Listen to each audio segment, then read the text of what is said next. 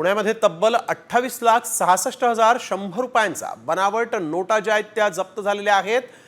पुणे पोलिसांनी ही मोठी कारवाई केलेली आहे। या प्रकरणी 5 आरोपींना अटक करण्यात आलेली असून त्यामध्ये 2 महिलांचाही सहभाग आहे।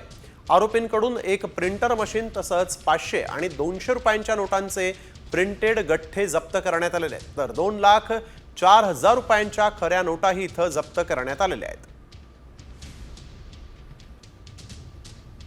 पुण्यामध्ये तब्बल 28,66,100 रुपयांचा बनावट नोटा ज्या आहेत त्या जप्त झालेल्या आहेत।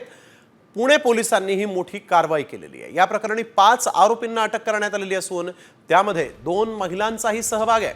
आरोपींकडून एक प्रिंटर मशीन तसंच 500 आणि 200 रुपयांच्या नोटांचे प्रिंटेड गठ्ठे जप्त करण्यात आलेले आहेत, तर 2,04,000 रुपयांच्या खऱ्या नोटाही इथं जप्त करण्यात आलेल्या आहेत।